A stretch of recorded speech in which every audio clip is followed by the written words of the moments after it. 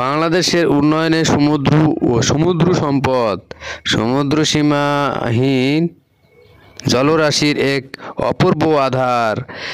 সীমাহীন হয়েও সার্বভৌম সীমায় আবদ্ধ এর কিছু অংশ, যেখানের সম্পদ রাজি ও বাণিজ্যিক ব্যবহারের সার্বভৌম অধিকারী সংশ্লিষ্ট রাষ্ট্র।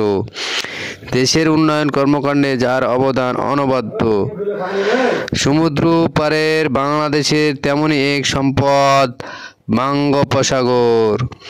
মিয়ানমারের সাথে সমুদ্র সীমা বিরোধের যৌক্তিক রায়ের প্রেক্ষাপটে সাম্প্রতিক সময়ে বঙ্গোপসাগরে তেল গ্যাস অনুসন্ধানে আন্তর্জাতিক দরপত্র আহ্বানের কল্যাণে সমুদ্র সম্পদের সৃষ্ট দেশের উন্নয়ন সম্ভাবনা জেগেছে নতুন আলোয় প্রবন্ধ বিভাগে। তাই আমাদের এবারের আয়োজন বাংলাদেশের উন্নয়নে সমুদ্র ও সমুদ্র সম্পদ। সমুদ্র সীমা বাংলাদেশের একদিকে বিশাল জলরাশি বঙ্গোপসাগর এবং অন্যদিকে দুই সীমান্ত প্রতিবেশী ভারত মিয়ানমার ঘেরা দেশ। বঙ্গোপসাগরের তিন দেশেরই অংশ বা সীমা রয়েছে। এক্ষেত্রে নিজ দেশের সমুদ্র সীমা নিয়ে বিরোধের বিষয়টি চলে আসছিল অনেক বছর ধরে। প্রথমে ভারত মিয়ানমার এবং পরে বাংলাদেশ ও মিয়ানমার সমুদ্র সীমা বিরোধ নিষ্পত্তি হলেও এখনও অমীমাংসিত রয়েছে বাংলাদেশ ভারতের সমুদ্র সীমা নির্ধারণের বিষয়টি। তবে 14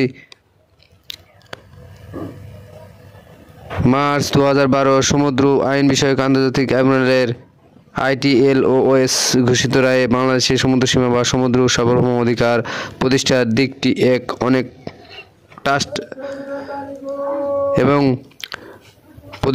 দিকটি এখন অনেকটাই স্পষ্ট।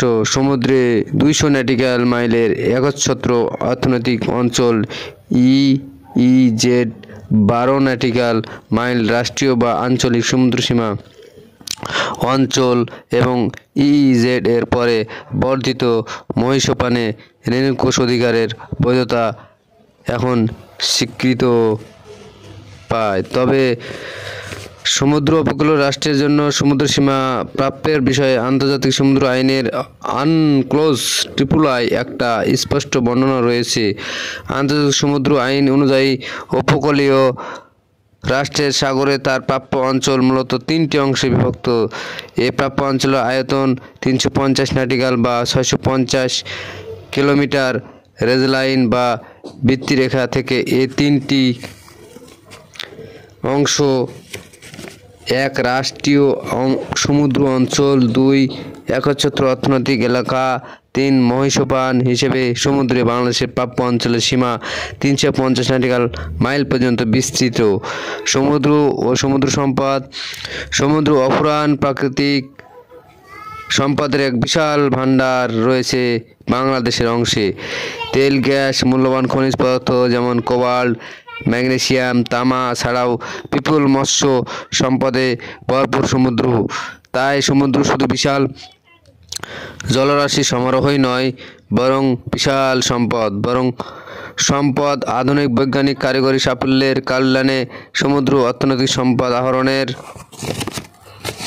আহরণের জন্য আমরা পারি এই সমুদ্রকে বঙ্গোপসাগর দেশের সম্পদ। বঙ্গোপসাগর স্বর্ণ, হীরক, ইউরেনিয়াম, তেল, গ্যাস, দুর্লভ মূল্যবান সম্পদের বিশাল ভাণ্ডার রয়েছে বিশাল মৎস্য সম্পদ। বঙ্গোপসাগর আরেক সম্পদ লবণ। বছরে 15 লাখ টন লবণ সমুদ্র থেকে আসে এবং আশা করা যায় আরও উপকূলীয় সমুদ্র সৈকতে রয়েছে জিরকন নামে মূল্যবান খনিজ সম্পদ। ধাতব রিউট্যান নামে খনিজ পদার্থ, ম্যাগনাইট লোহের খনিজ। বঙ্গোপসাগরের অন্য আরেক সম্পদ পলিমেটিক ম্যাগনেসিয়াম, লোটোলস, প্রাকৃতিক গ্যাস, প্রাকৃতিক তেল, নেডলস। এতে ম্যাগনেস, নিকেল এবং কোবাল্ট সংমিশ্রণে রয়েছে অর্থনৈতিক মূল্য অনেক। বঙ্গোপসাগরে পলিমেটিক সালফাইডাইস নামে আরেক খনিজ সম্পদ রয়েছে। এতে রয়েছে লেড, বেরিয়াম, ধাতবে কখনো লৌহ স্বর্ণ মিশ্রিত থাকে। কোবাল্ট, ফেরোম্যাগনেটের ক্রাশ নামে এ ধরনের খনিজ সম্পদ সাগরে রয়েছে। এখানে রয়েছে প্লাজারের ভাণ্ডার, আছে বিভিন্ন পরিমাণে স্বর্ণ, টিন, প্লাটিনাম, ইউরেনিয়াম ইত্যাদি। ফসফরাসের ভাণ্ডারও রয়েছে এই সমুদ্রে।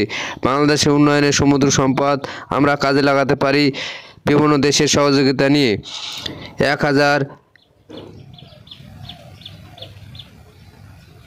এবং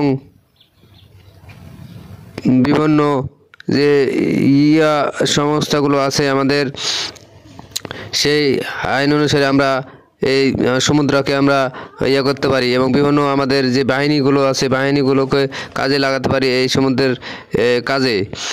বাংলাদেশের উন্নয়নে সমুদ্রে 1,47,570 বর্গ কিলোমিটার বা 56,000 বর্গ মাইলের এই ছোট্ট দেশের এই বিশাল বড় প্রায়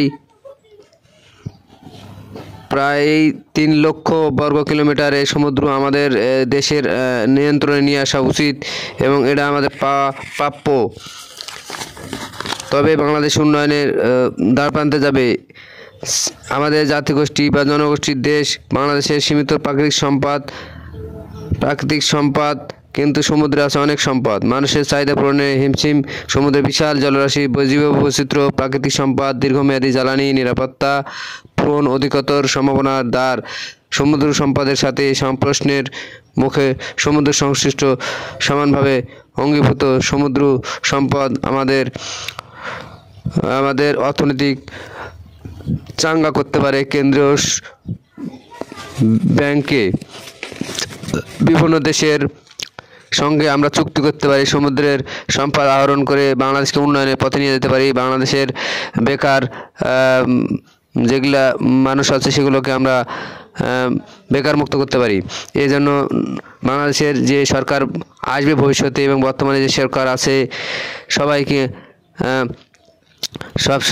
সবাইকে আমরা বলতে পারি আমাদের প্রাকৃতিক সম্পদ যে সমুদ্রের সেটা সঠিকভাবে ব্যবহার করুন এবং বাংলাদেশকে উন্নয়নে কাজে লাগান এবং বাংলাদেশের সমুদ্র নিয়ন্ত্রণে নিয়ে আসুন। সে কাজের জন্য আমাদের কোস্টগার্ড, বাংলাদেশ সেনাবাহিনী, নৌবাহিনী, নেভি এবং সব বাহিনীকে আমাদের সেই কাজে নিয়োজিত লাগান এবং বিদেশি দেশগুলোকে কোম্পানিগুলোকে সহযোগিতার হাত বাড়ানোর জন্য আহ্বান করেন। তাহলে আমরা সবাই উন্নয়নের একটি রোল মডেল দেখতে পাবো বাংলাদেশ। এটা আশা করে এই পর্যন্তই। আসসালামু আলাইকুম।